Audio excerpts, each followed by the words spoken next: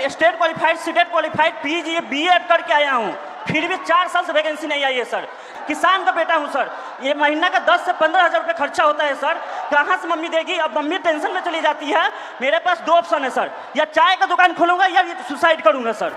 मैं normal student हूँ, मेरे ऊपर एक भी एफआईआर नहीं है, तो कह रही वो तो मैं देख लूंगा। धमकी दिए जाते हैं। हम क्या कर रहे हैं? हमें तो नौकरी चाहिए। हम पहले नौकरी के लिए आंदोलन करें, फिर एग्जाम के लिए आंदोलन करें, फिर रिजल्ट के लिए आंदोलन करें, और फिर पेपर लिए उसके लिए आंदोलन। हम छात्र हैं, ये आंदोलन जीवी है। हमसे वोट लेते हैं तो सर सर कहते हैं, भैया भैया कहते हैं। आज हमें कहते हैं कि हम कॉकरोच हैं। सर, हम देश के जेनजी हैं, और आज आपका सत्ता है, कल हम पलट भी सकते हैं। लेकिन ये गलतफहमी मत रहिएगा मोदी जी, हम बिहारी हैं।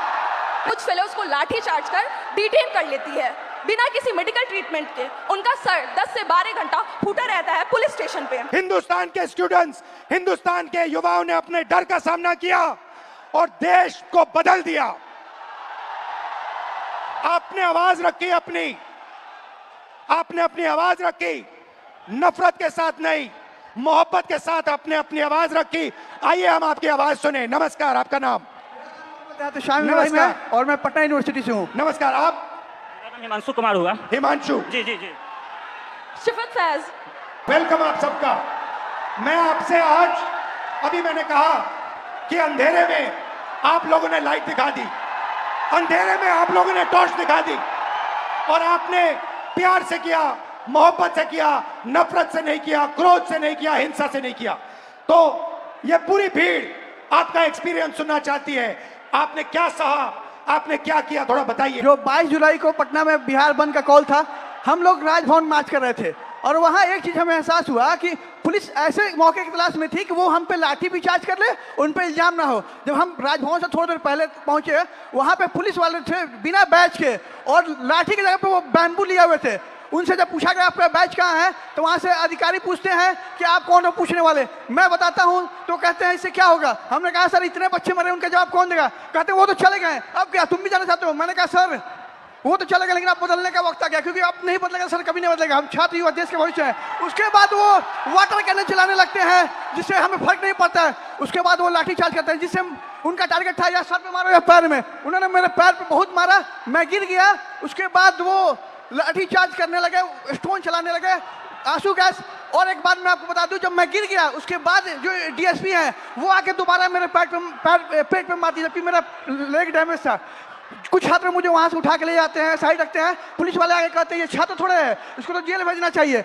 इवन वो एम्बुलेंस नहीं आने देते हैं। मुझे 3 इडियट की मूवी की तरह स्कूटी पे हॉस्पिटल ले जाना पड़ता है। बीच में आ जाओ, बीच में आ जाओ। जैसे सर मैंने बताया कि वो एम्बुलेंस तक नहीं आने देते हैं। हमें 3 इडियट के स्कूटी की तरह मुझे स्कूटी पे हॉस्पिटल ले जाया गया है, और नेक्स्ट डे जब फिर मैं हॉस्पिटल जाता हूँ, मुझे डिटेन किया जाता है। मेरे पैर में बैंडेज लगा था, 15 घंटा मुझे थाने में बंद करके रखा गया। मैं नॉर्मल स्टूडेंट हूँ, मेरे ऊपर एक भी एफआईआर नहीं है, तो कह रही वो तो मैं देख लूंगा। धमकी दिए जाते हैं उन्हें। हमें, मैं ये बता दूं कि जब हमें पीआर बॉन्ड साइन करवाएगा, उसके बाद हमारे एड्रेस पे डिटेन करने के लिए छापे पड़ रहे हैं। हम छात्र हैं, देश के भविष्य हैं, और आज आप हमारे पर अत्याचार कर रहे हैं। हम क्या कर रहे हैं? हमें तो नौकरी चाहिए। हम पहले नौकरी के लिए आंदोलन करें, फिर एग्जाम के लिए आंदोलन करें, फिर रिजल्ट के लिए आंदोलन करें, और फिर पेपर लिए उसके लिए आंदोलन। हम छात्र हैं, ये आंदोलन जीवी है। हम छात्र हैं, और आप हमसे वोट लेते हैं तो सर सर कहते हैं, भैया भैया कहते हैं। आज हमें कहते हैं कि हम कॉकरोच हैं। सर, हम देश के जेनजी हैं, और आज आपका सत्ता है, कल हम पलट भी सकते हैं। लेकिन ये गलतफहमी मत रहिएगा मोदी जी, हम बिहारी हैं, ठीक है। और मैं एक बात बता दूं, आप मुझे जितने धमकी देते, मैं स्वतंत्रता सेनानी परिवार से आता हूं, और ये लड़ाई के लिए कल भी मुझे लड़ने पड़ी तो मैं देश के लिए अपनी जान न्यौछावर कर दूंगा, लेकिन छात्रों के हक के लिए हमेशा लड़ते रहूंगा। क्योंकि राम मनोहर लोहिया ने कहा है ना कि अगर संसद सड़कें सुनी होगी तो संसद आवारा हो जाएगा। तो सर, आप जब सरकार करती है, पुलिस को आगे करती है, तो हमारा जवाब है कितनी लंबी जेल तुम्हारी देख लिया, देखेंगे। सर, मैं मतलब कि मेरे बीएड हमारी मम्मी करवाई थी जमीन बेचकर। 4 साल से वैकेंसी अभी तक नहीं आई है सर। जब आंदोलन करने जा रहा हूँ तो सर मतलब कि सम्राट चौधरी का गुंडा, जो कि पुलिस, जो हम लोग को लाठी से मारती है और जेल भेजती है। सर, जब हम लोग आंदोलन करते हैं तो डिटेन कर लिया जाता है। उसके बाद मतलब कि कुछ भैया को जेल भेज दिया जाता है। उसके बाद मतलब कि हम लोग जब स्टेट क्वालिफाइड। रिलैक्स करो, कोई प्रॉब्लम नहीं है, घर में हो अपने, खुल के बोलो, टेंशन मत लो। मैं मतलब state qualified, CTET qualified, PG, BEd करके आया हूँ, फिर भी 4 साल से वैकेंसी नहीं आई है सर। जब मतलब कि आंदोलन 4-5-6 साल से मैं पटना में रहकर पढ़ाई करता हूँ, किसान का बेटा हूँ सर। ये महीना का 10 से 15 हज़ार रुपये खर्चा होता है सर, कहाँ से मम्मी देगी? अब मम्मी टेंशन में चली जाती है। मेरे पास 2 ऑप्शन है सर, या चाय का दुकान खोलूंगा या सुसाइड करूंगा सर, उसके अलावा कोई ऑप्शन नहीं है सर मेरे पास। सुसाइड आपका ऑप्शन नहीं हो सकता ब्रदर। मेरे पास बीजी बीएड इतना स्टेट सीटेट क्वालिफाइड होने के बाद 20,000 का नौकरी भी नहीं मिलेगा सर पूरा इंडिया में। उसके बाद मैं सर जब मतलब कि मम्मी मतलब कि सुनती है कि आंदोलन में गया है तो मम्मी को पानी चढ़ने लगता है सर टेंशन से। उसके बाद सर मतलब हमारे एक मंत्री हैं बिहार के, अशोक चौधरी नाम है सर, वो 56 साल के होकर वो प्रोफेसर बने हैं सर, जो कि नीतीश कुमार के राइट हैंड है सर। वो कैसे बन गए सर? बिना विदाउट इंटरव्यू का कैसे बने सर? एक सीट खा गया सर ये मतलब युवा का। अच्छा, आपके फैमिली ने कर्ज लिया? सर जमीन बेच के मतलब बीएड किया हूँ सर। सोच लीजिए कि हम किस लेवल के हैं फैमिली सर।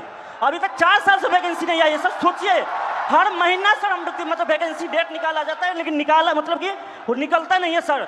आज भी सितंबर में एग्जाम का डेट दिया हुआ, अभी तक फॉर्म नहीं आया है सर। फिर आंदोलन करूंगा, फिर थाना में जमा होऊंगा, लेकिन डरूंगा नहीं सर इस सम्राट चौधरी के गुंडा से। मेरा नाम शिफत फैज है और मैं फर्स्ट फीमेल वाइस प्रेसिडेंट हूँ पटना यूनिवर्सिटी स्टूडेंट यूनियन की, इंडिपेंडेंटली इलेक्टेड।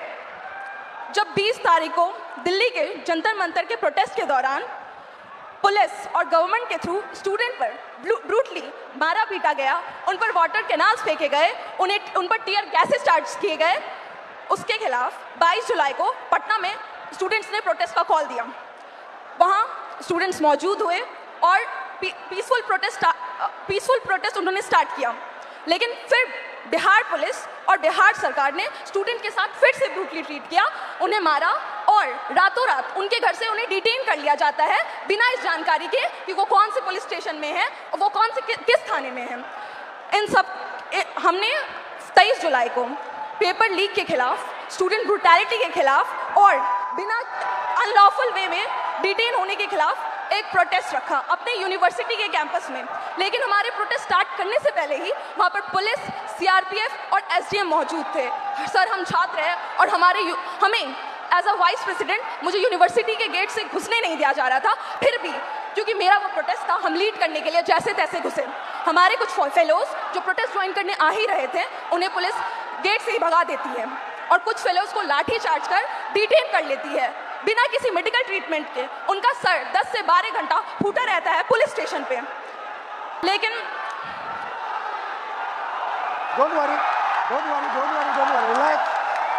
उस रात हमें छोड़ दिया जाता है, लेकिन अगले सुबह से बिहार की सड़कों पे जो स्टूडेंट प्रोटेस्ट नहीं भी कर रहे थे उन्हें उठा लिया जाता है लाइब्रेरी से, उनके घर से, बिना किसी पुलिस वारंट को।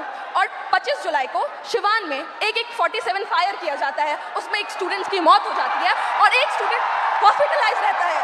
क्या इसके खिलाफ बिहार सरकार ने अपनी एक आवाज़ नहीं उठाई, ना ही एक बात रखी? खैर, आप सब जानते हैं कि बुराई का अंत होता है और हमारी जीत हुई। 25 जुलाई को जब आप लोग धर्मेंद्र प्रधान की इस्तीफा की खुशी मना रहे थे, तब बिहार के छात्रों में अलग सा डर और भय मौजूद था। उन्हें कहीं से भी कभी भी अरेस्ट कर डिटेन कर लिया जाता और उन्हें किस पुलिस स्टेशन में भेजा जाता इसका कोई अता पता नहीं है।